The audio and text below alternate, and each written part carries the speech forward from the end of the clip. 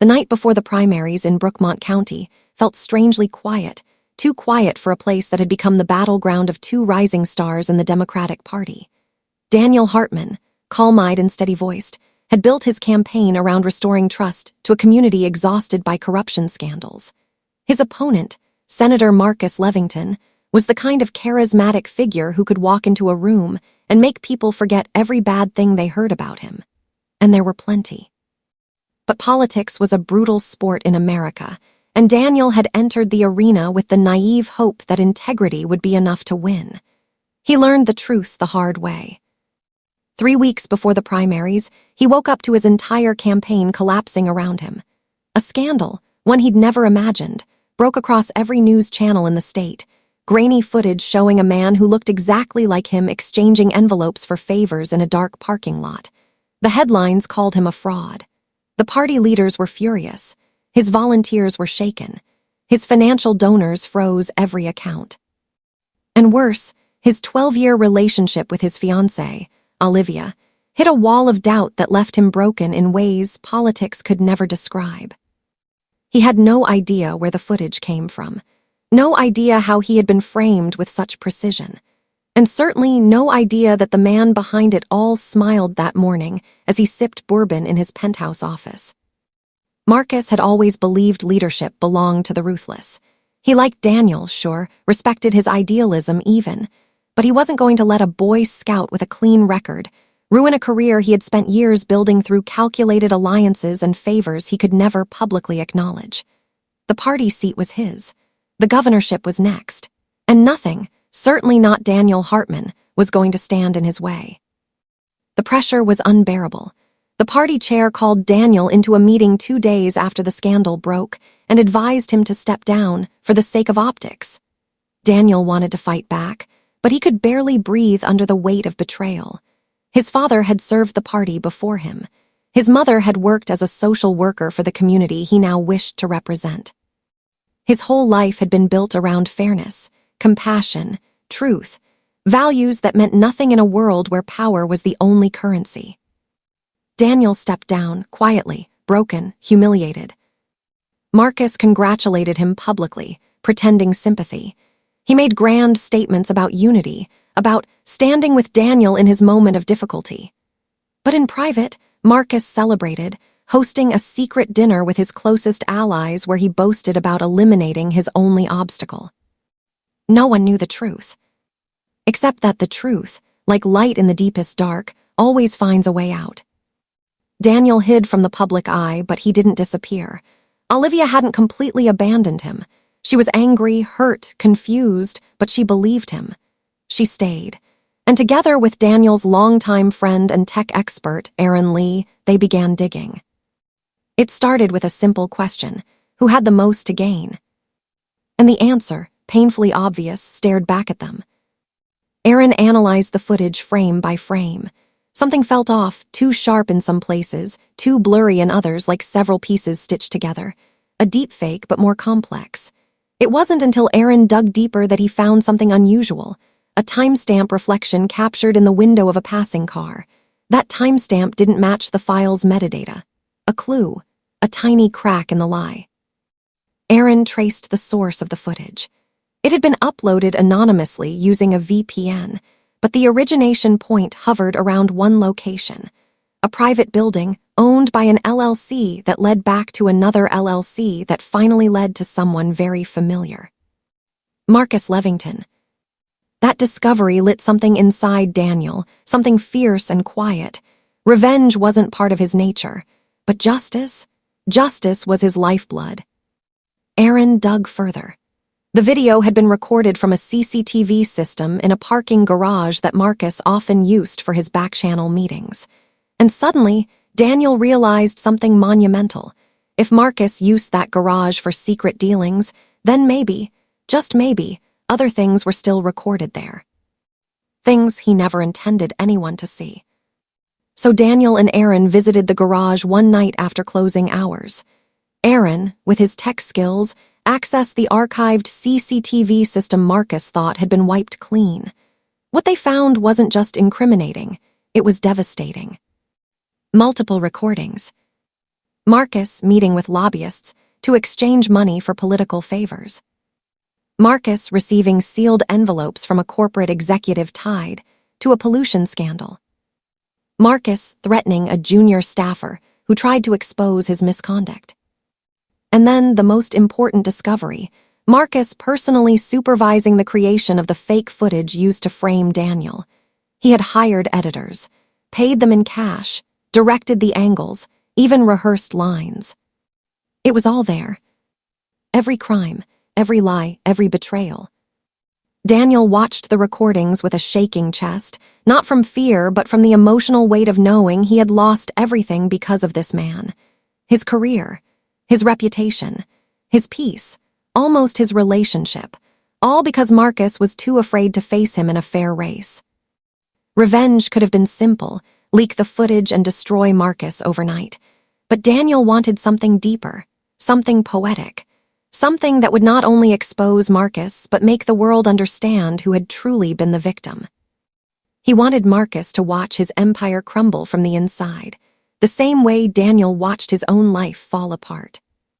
So Daniel and Olivia began rebuilding. Quietly, strategically, they met with former donors, explained the truth privately. They spoke with local journalists who still valued integrity. They reached out to community leaders. Bit by bit, Daniel clawed his way back into the light, not by shouting the truth, but by letting the evidence speak for itself at the right moment. Meanwhile, Marcus prepared for his victory speech. The primaries were in 5 days. He was leading in every poll. He felt unstoppable, invincible. But arrogance blinds even the sharpest wolves. 2 nights before the primaries, the party held a private meeting at their headquarters, a mandatory pre-election briefing for all candidates, executives, and senior members. Marcus walked in wearing his signature smile, shaking hands, patting backs, pretending humility he didn't feel. Daniel attended too, quietly sitting in the back row. His presence made Marcus uneasy, but he brushed it off. Daniel was irrelevant now. Until the projector screen lit up, and someone pressed play. The room went silent as the first CCTV clip appeared, Marcus taking a thick envelope from a lobbyist in the dim-lit garage. Then another clip, and another, each one worse than the last. Marcus's face drained of color. He opened his mouth to speak, but nothing came out. Then the final clip began, Marcus directing the fake video setup. His voice unmistakable. His actions undeniable. His betrayal unmistakably deliberate. Daniel watched him, and Marcus, for the first time, understood fear. The party leaders stared at him with disgust. Some stood up in anger, others whispered. A few simply walked out. His strongest allies backed away. His friends turned into strangers, his supporters into enemies. His political life didn't end in fire. It died in silence. And Daniel felt something emotional swell in his chest, not triumph, not pride, but an ache. Revenge didn't heal the wound. It didn't erase the pain, but it gave him something he had long been denied. The truth. The room turned to Daniel. The party chair, trembling with rage, asked him the only question that mattered. How long have you known? Daniel stood slowly, his voice steady but filled with emotion. Long enough to understand that a man who destroys another for power never deserves to lead. Marcus tried to speak, to defend himself, to lie again. But what could he say? The evidence was right there, looping endlessly across the screen, exposing every atrocity. The meeting ended in chaos. Marcus was escorted out. The party suspended him immediately. Investigations were launched. Journalists camped outside his home. His name was everywhere, but not as a rising star. As the architect of one of the dirtiest political betrayals in modern history. Daniel left the building quietly, Olivia's hand intertwined with his. He felt lighter, but inside him there remained a storm, because revenge wasn't done yet. Marcus had taken more than a campaign from him. He had taken trust, peace, years of work. And Daniel wasn't going to stop until the world knew every detail of what Marcus had done. Not for himself, but for every person who ever believed truth still mattered. The fallout from the party meeting hit the state like a hurricane. News anchors replayed the exposed CCTV clips every hour. Journalists dug into Marcus Levington's history with renewed hunger, uncovering deals, donations, and backdoor negotiations he thought he had buried. The political titan who once walked with the confidence of a king now lived behind closed blinds, trapped inside a house surrounded by reporters demanding answers he could no longer fabricate. Daniel expected to feel triumphant, but instead he felt haunted. Revenge was supposed to bring closure, but the damage Marcus inflicted on his life didn't immediately disappear. The scars remained. The nights spent questioning himself, the whispers he could never unhear, the supporters he lost, the trust he had to rebuild day by day. But something changed inside him. Strength, purpose, a determination to rise again, not just for himself, but for every person who believed his downfall without asking for truth. His name was being cleared publicly, and while it didn't erase the past, it gave him a future. Olivia stood by him through it all. Their relationship, once shaken, slowly found stability again. She saw the weight he carried, the quiet storms he endured, and she refused to leave him alone with them. Her faith in him, her unwavering support, made Daniel fight harder. 2 days after Marcus's exposure, the party called Daniel for an emergency meeting. He walked into the same conference room that had once felt suffocating but now felt different, reclaimed. The party chair, a woman named Clara Whitmore, apologized to him in front of the entire committee. She admitted they had failed him, failed the truth, failed the party's values. Daniel didn't need an apology, but he appreciated the gesture. And then something unexpected happened. Clara announced that the primary ballot would be reopened. Daniel, if he chose, could re-enter the race. Gasps filled the room. Some members cheered quietly, others seemed uncertain, but all eyes turned to him. Daniel didn't answer right away. He asked for time. That night, he sat on the balcony with Olivia, staring out at the city lights. Running for office again meant walking back into a world that had broken him. It meant risking everything a second time. It meant facing endless scrutiny, interviews, debates, attacks. But he hadn't gone through the fire for nothing.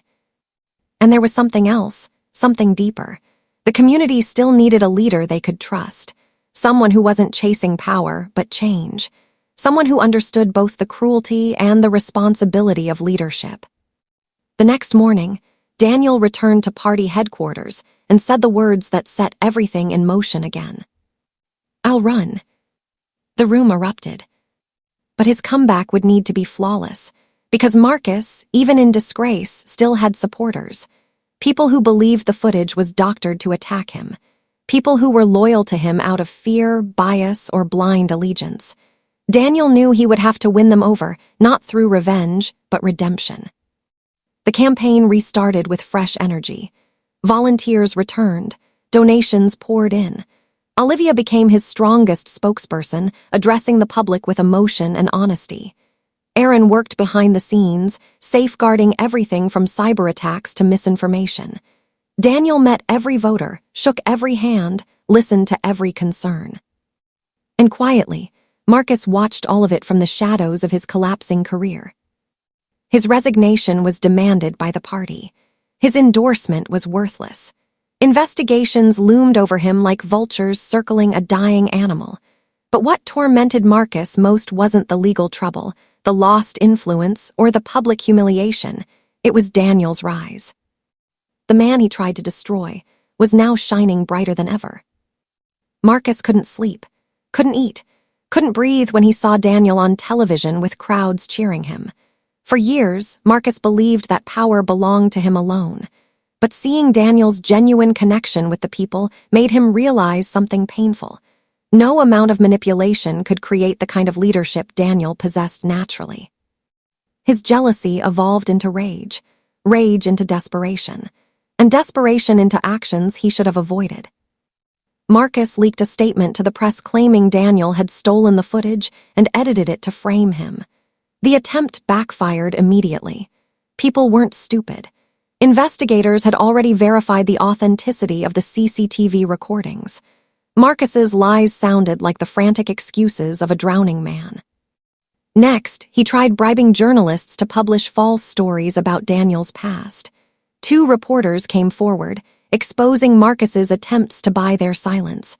That scandal became its own news cycle. Marcus was unraveling. His lawyers begged him to stop. His family begged him to accept defeat, but Marcus couldn't. He wasn't fighting for a political seat anymore. He was fighting to keep from losing the last pieces of his identity.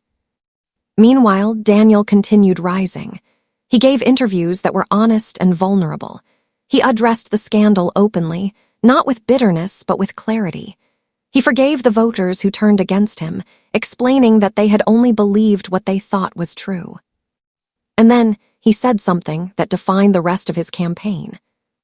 "I don't want to win because my opponent fell. I want to win because I stood back up." Those words spread across the country. They were replayed on national news channels, printed on headlines, shared on social media millions of times. Daniel wasn't just becoming a local figure, he was becoming a symbol of resilience. The day of the primaries arrived like a storm. Crowds lined up before sunrise. Reporters covered every detail. The tension was unbearable.